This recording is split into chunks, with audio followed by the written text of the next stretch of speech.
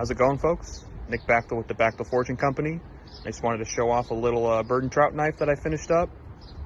It's forged from 80 CRV2, a mild steel guard and pins. I brought to a nice polish. Blade has a nice high satin finish to it. And the handle is some supreme figured black walnut.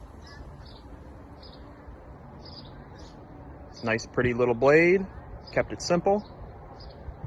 And it's ready to ship out, so I figured I'd make a little video and show it off. Here's the knife in the sheath.